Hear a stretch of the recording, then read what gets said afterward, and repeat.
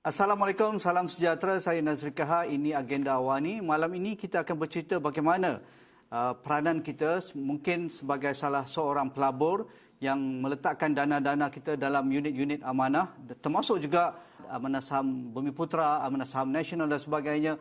Dan pastinya dalam keadaan ekonomi yang tidak menentu pada ketika ini sejak awal tahun 2020 lalu, ramai beranggapan dividen yang dilaburkan yang diberikan oleh unit-unit amanah ini tidak memadai. Tetapi kita sedia maklum, negara sedang bergerak untuk memberikan harapan yang lebih baik bahawa tahun 2021 mungkin growth ataupun pertumbuhan ekonomi akan lebih baik dengan ketibaan vaksin COVID-19 ke negara kita. Jadi adakah kita perlu terus menabung, terus melabur dalam unit-unit amanah ini yang dikelolakan oleh PNB?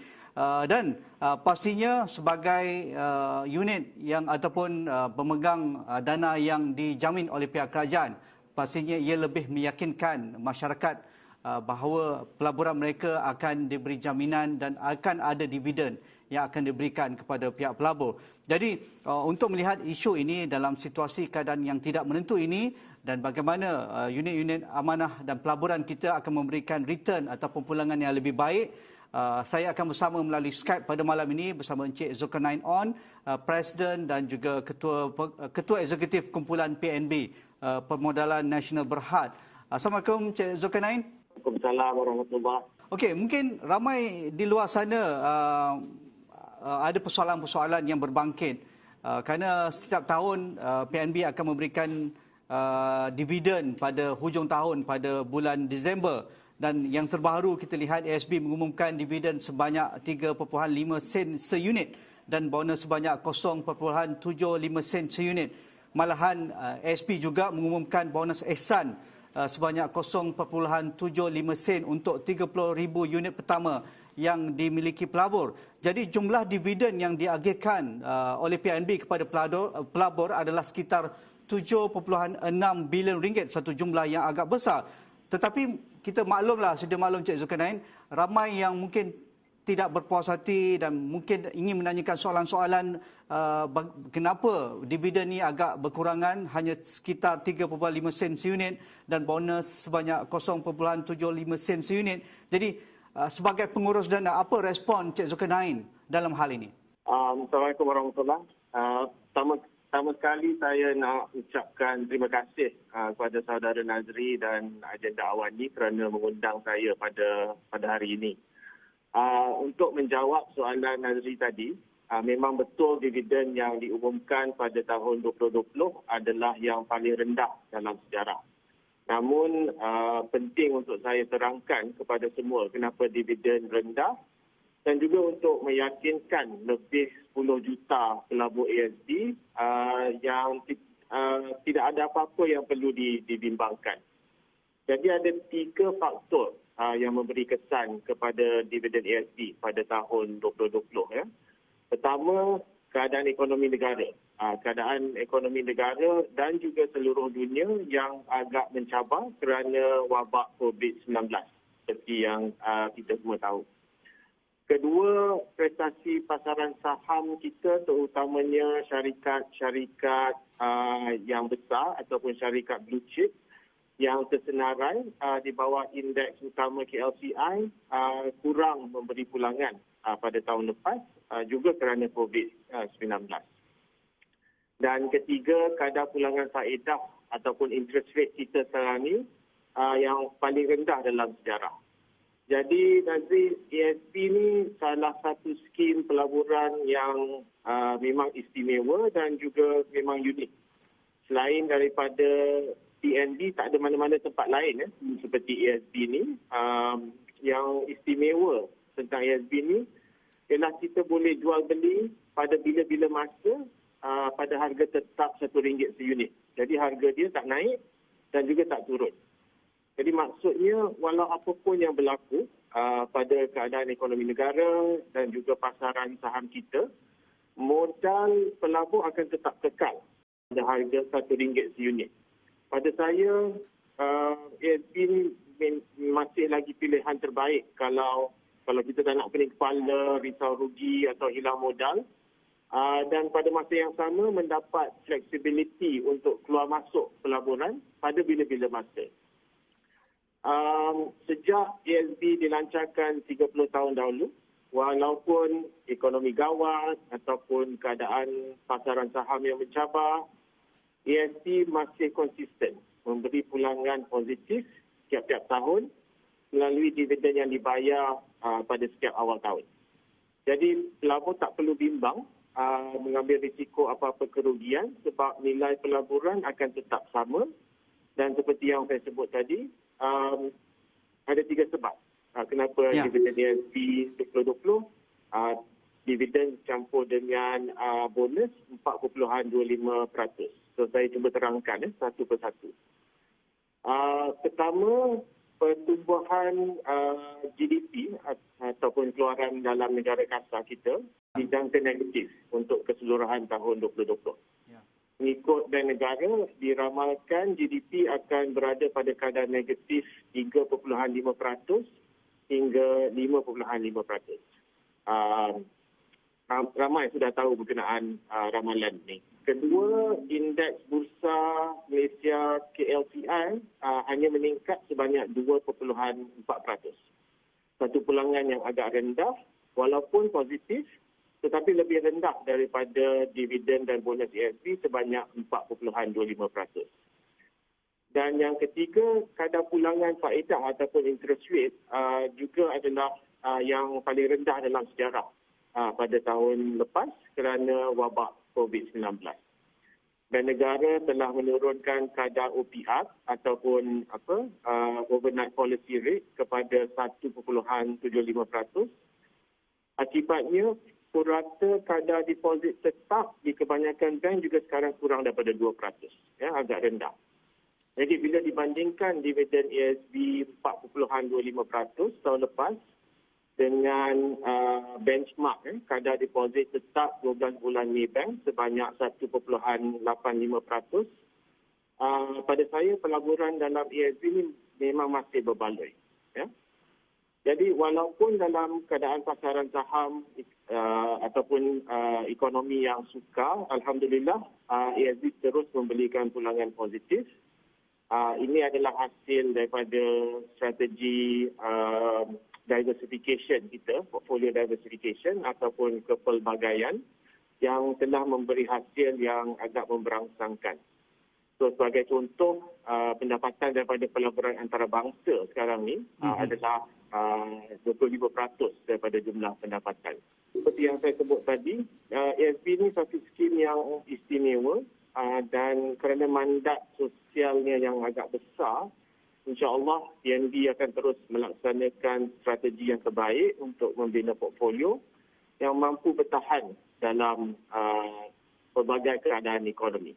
Okey, Cik Zul, ramai berharap sebelum munculnya ataupun sebelum tibanya 2021 bahawa ekonomi akan lebih pulih, kita akan respon lebih baik kepada pandemik COVID-19, tetapi sangkaan itu meleset sehingga hari ini. Walaupun kita ingin dapat makluman ataupun respon berkaitan dengan pandemik dengan ketibaan vaksin pada hujung bulan nanti, tetapi kes yang semakin tinggi di Malaysia dan seluruh dunia juga jumlah kes begitu tinggi dan juga jumlah kematian yang begitu tinggi, dan kebanyakan negara masih menutup pintu-pintu masuk mereka, dan industri-industri tertentu hampir lumpuh seperti industri perkhidmatan, pelancongan dan sebagainya. Jadi bagaimana perancangan PNB dalam menangani pelaburan yang ingin dilihat lebih berhasil ataupun lebih tinggi pulangannya pada tahun 2021?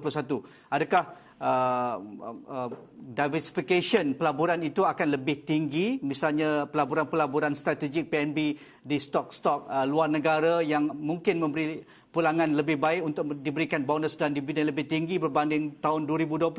Apa respon Cik Zul? Seperti yang saya sebutkan tadi, strategi kami memang tidak berubah.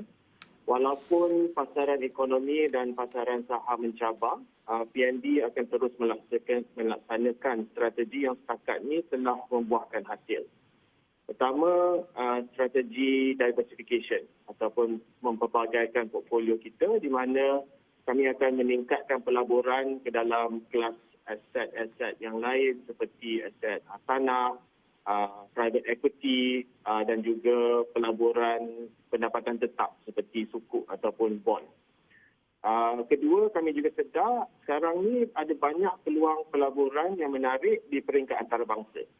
Jadi dalam strategi ini kami akan meningkatkan pelaburan antarabangsa di mana pulangan sekarang ini memang menggalakkan. Jadi kami yakin ASP dapat terus memberi pulangan yang berpatutan dan yang paling penting setanding dan juga sustainable. Pada tahun 2021 ini, saya dan rakan-rakan di PND sentiasa memantau perkembangan wabak COVID-19. Pasal kami sedar bahawa ia mungkin mengambil masa sebelum wabak ini dapat dikawal sepenuhnya. Jadi kami jangka cabaran yang serupa akan berterusan pada tahun 2021 dan kita masih lagi perlu meneruskan kehidupan dalam norma baru ini untuk sebeberapa lama lagi.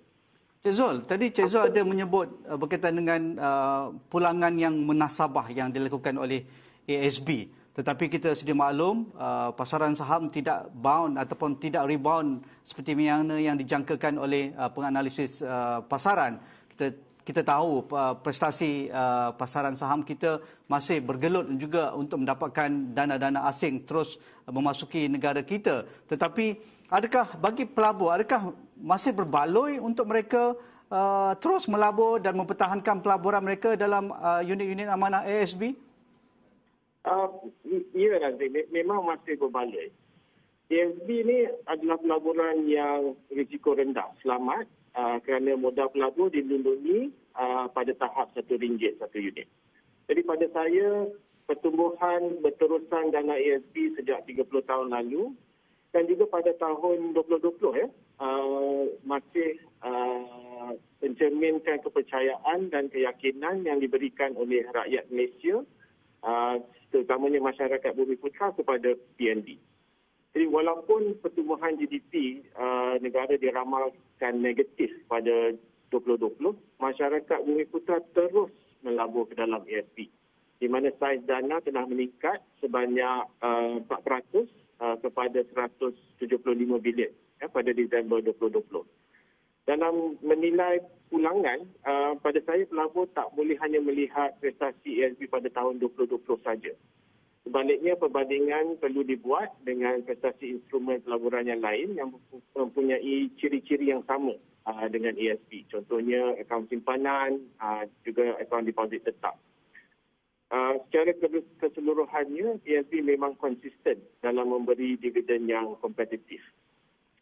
Apabila keadaan ekonomi dan pasaran insyaAllah bertambah baik pada masa depan dan wabak COVID-19 juga telah berjaya kita tangani, kami yakin dividen yang diberikan oleh ASB juga akan bertambah baik.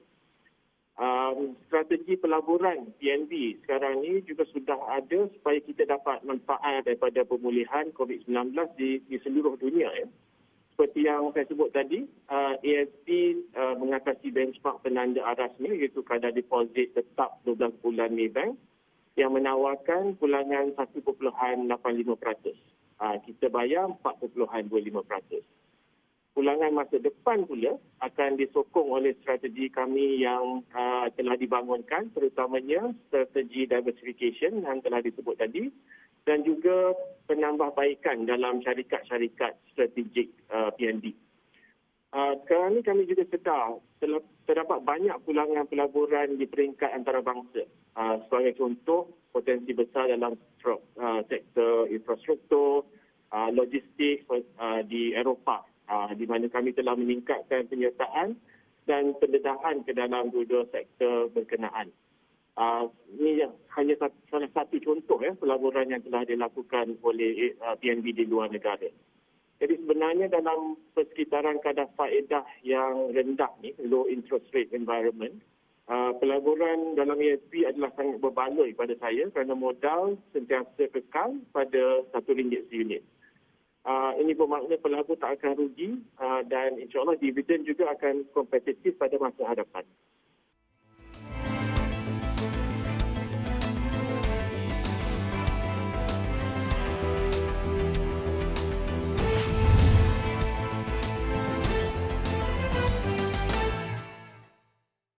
Bagi Cik Zul, adakah selepas pengumuman pemberian dividen dan juga bonus yang rendah ini, adakah ASB mencatatkan pengeluaran dari pendeposit secara besar-besaran oleh para pelabur selepas dibuka urus niaga semula selepas 4 Januari 2021 yang lalu?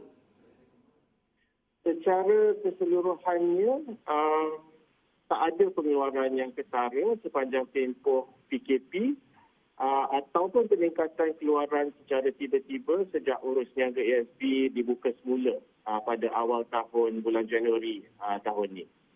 Sebenarnya pada tahun 2020 pun, tahun lepas, kami melihat kadar penebusan atau redemption atau orang keluarkan duit yang lebih rendah berbanding tahun 19 walaupun keadaan ekonomi yang mencabar. Ya, 2020 lebih kurang daripada 2019. Ini mencerminkan kepercayaan dan keyakinan pelabur kami berikutan pulangan kompetitif yang konsisten diberikan oleh ASB selama ini. Saiz dana ASB 2020, saya cakap tadi, dah mencecah 175 bilion. Unit dalam edaran tiap-tiap tahun meningkat lebih kurang 8% daripada tahun 2010. Memang dapat diperhatikan tiap-tiap tahun sebilangan pelabur akan membuat pengeluaran dan inilah perkara biasa. Pengeluaran untuk menampung perbelanjaan seperti keperluan sekolah anak pada awal tahun ataupun perbelanjaan kesihatan. Namun setiap tahun termasuk tahun 2020, pelaburan baru ke dalam ASB selalunya lebih besar daripada jumlah yang dikeluarkan. Jadi saiz dana ASB memang terus meningkat. Inilah kepercayaan rakyat kepada kita. Jadi sebenarnya Nazri, pada awal-awal wabak COVID-19 ni berlaku tahun lepas, kami di sini bertanya-tanya juga adakah ia akan meningkatkan pengeluaran secara besar-besaran. Tapi Alhamdulillah tahun kemudian kita melihat memang tak berlaku. Malah saiz dana terus meningkat. Dan pada saya ini mencerminkan kepercayaan dan keyakinan yang dimiliki oleh pelabur-pelabur kami. Okey, Cik Zul, dividen yang diumumkan pada hujung tahun lalu antara yang terendah seperti mana yang dikatakan tadi sejak 30 tahun lalu. Dan trend ini bukan pertama kali dilihat. Sudah beberapa tahun ini dividen dan bonus yang diberikan oleh pihak PNB agak berkurangan sejak beberapa tahun lalu. Ini sudah menjadi trend yang dilihat oleh para pelabur. Jadi mereka ada sebahagian mengatakan mengapa nak stay ataupun tinggalkan lagi pelaburan di unit-unit ASB sedangkan kita rugi. Jadi dalam keadaan bagaimana agaknya pelabur ASB boleh rugi sedangkan ASB itu kita tahu berharga tetap dan bermakna modal yang dicarum ataupun diberikan oleh pencarum ataupun pelabur dilindungi oleh PNB. Boleh Cik Zul terangkan mungkin persepsi yang sebegini menjadi kesangsian para pelabur kita? Ya, saya rasa persepsi ini apabila orang sebut atau cakap mengenai rugi, ianya berkenaan dividen yang ASB yang lebih rendah berbanding tahun-tahun sebelum ini. Tapi bukannya pelabur itu rugi. Kerana ASB satu unit amanah harga tetap, jual beli sentiasa pada harga RM1 seunit. Jadi kita tak boleh rugi modal jika kita boleh jual beli pada harga yang tetap, pada harga RM1. Seperti yang saya jelaskan tadi, turun naik kadar dividen bergantung kepada kitaran ekonomi. Dan tahun 2020 memang tahun yang sangat mencabar. Jadi apabila keadaan ekonomi dan pasaran saham bertambah baik pada masa hadapan, insya-Allah dividen yang diberikan oleh ASB juga akan bertambah baik. Dan sekarang ini pun kita telah nampak prestasi ekonomi juga telah sedikit sebanyak beransur pulih. Jadi pada saya pilihan terbaik pelaburan sebenarnya masih ASB. Kerana memang senang nak buat, kita boleh pantau prestasi pelaburan melalui portal myasmd.com.my ataupun aplikasi myasmd. InsyaAllah PNB akan terus berusaha untuk memberikan servis yang terbaik dan juga pulangan yang kompetitif. Masyarakat juga, Cik Zul, seringkali membandingkan unit amanah ASB ini dengan dividen yang diterima oleh ASB, dari ASB dengan unit-unit lain seperti deposit tetap 12 bulan Maybank, yang mungkin ada juga perbandingan mereka melihat dividen yang diberikan oleh bank rakyat, dividen ataupun pulangan yang diberikan apabila mereka melabur dalam unit-unit amanah. Jadi adakah adil untuk dilihat pelaburan dalam ASB ini dengan return yang diberikan dalam unit-unit yang saya ceritakan tadi? ASB ni memang unik. Dia unik kerana walaupun ia adalah unit amanah, tapi ia mempunyai ciri-ciri yang sama seperti akaun simpanan di bank. Saya dah sebut, pelaburan dalam ASB ditawarkan pada harga tetap. RM1 seunit, pelabur boleh jual beli pelaburan mereka pada bila-bila masa. Penting, ini berbeza berbanding dengan unit amanah yang lain. Pertamanya, nilai pelaburan unit amanah yang lain sentiasa berubah.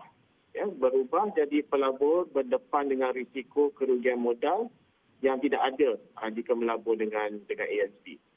Kedua, pelaburan dalam unit amanah harga berubah tidak boleh dikeluarkan serta-merta. Jadi ciri-ciri ASB iaitu harga tetap satu dan boleh mengeluarkan wang pada bila-bila masa sahaja, hanya boleh didapati melalui deposit tetap ataupun akaun simpanan di bank. Jadi itulah sebab deposit tetap merupakan petanda aras ataupun benchmark yang paling sesuai untuk ASB. Jadi kita mahu kalau boleh pelabur faham bahawa ciri-ciri yang dengan ciri-ciri yang dimilikinya, ASB masih memberi pulangan yang kompetitif walau dalam persekitaran ekonomi dan pasaran saham yang agak mencabar ketika ini. Dan seterusnya, Cik Zul, mungkin akhir sekali, apakah nasihat Cik Zul kepada pelabur ASB supaya mereka terus membina pelaburan dan tabungan yang boleh dikukuhkan lagi, ditambah lagi dengan ASB ini, sedangkan mereka mungkin sudah berkira-kira untuk mengeluarkan, untuk melaburkan ke emas ke ataupun unit amanah yang lain ke, kerana mereka sentiasa mencari peluang untuk mendapatkan dividen yang lebih tinggi setiap pelaburan itu, dan itulah yang kita seringkali katakan bahawa pelaburan perlu mendapatkan dividen yang tinggi. Jadi apa nasihat Cik Zul kepada pelabur ASB supaya terus mengukuhkan pelaburan mereka dan yakin bahawa dengan persekitaran yang 2021 dengan ketibaan vaksin dan juga pemulihan ekonomi di beberapa buah negara maju, ada sinar di hujung terowong, boleh kita yakin bahawa dividen akan lebih baik untuk 2021 dan tahun-tahun mendatang? Nasihat saya mungkin ada 3. Pertama, dalam melabur ni eloknya kita melabur secara konsisten dan berdisiplin. Walaupun jumlah kecil ataupun besar, tapi yang penting kena konsisten. Contohnya, setiap bulan kita melabur RM10, RM100, RM1,000 sebulan mengikut kemampuan kita. Untuk kalau boleh lebih berdisiplin, buat saja potongan automatik bulanan. Melalui fungsi auto labur. Kita ada auto labur di portal myasnb.com.my ataupun melalui aplikasi. Itu yang pertama. Kedua, kalau boleh kita elakkan daripada selalu keluar masuk duit daripada ASB. Kita ada nampak contohnya masuk 500 bulan ni, bulan depan keluarkan 400, lepas tu masuk lagi, keluar lagi. Kalau jika pelaburan kita sering keluar dan masuk, sebenarnya pelabur tu tak akan dapat dividen yang penuh pada hujung tahun. So paling elok dia akan kerja dalam akaun ASB. Dan nombor 3, elakkan daripada mengeluarkan dividen yang diterima jika tak ada keperluan mendesak. Ini agak penting kerana masa ni adalah aset yang paling penting bagi sesiapa nak melabur. Dividen yang tak keluar akan ditambah kepada modal pokok dan akan juga mula menerima dividen. Jadi setiap tahun kita ni kalau kita teruskan, jumlah pelaburan akan bertambah secara automatik. Ini konsep compound ataupun compounding di mana pelabur akan memperoleh pulangan atas pelaburan asal dan juga pulangan atas pulangan. Jadi kalau kita sering keluarkan dividen, memang tak bertambahlah modal pelaburan kita dan tidak akan dapat hasil daripada konsep compound ni. So 3 lah nasihat saya, melabur secara konsisten setiap bulan. Kedua, elak keluar masuk duit. Dan ketiga, kalau boleh kita simpan dividen yang dapat pada awal tahun jadi dividen itu ditambah semula kepada modal pokok kita. Okey, terima kasih Cik Zul, Cik Zulkarnain On. Kalau ada masa lagi, tampillah lagi bersama kami, bersama saya Nazri Kahar dalam agenda awal ini. Kami memberikan platform dan ruang untuk PNB reach out pelabur dan juga memastikan mereka terus menambah pelaburan, mengukuhkan pelaburan mereka bahawa pelaburan mereka tidak akan rugi kerana modal mereka masih tetap dan masih kukuh. Cuma pasaran akan dilihat begitu dinamik dalam persekitaran yang begitu mencabar pada ketika ini. Terima kasih Cik Zulkarnain On, Presiden dan juga Ketua Eksekutif Kumpulan PNB. Sekian saja agenda awal ini pada malam ini. Assalamualaikum, insya-Allah kita jumpa lagi.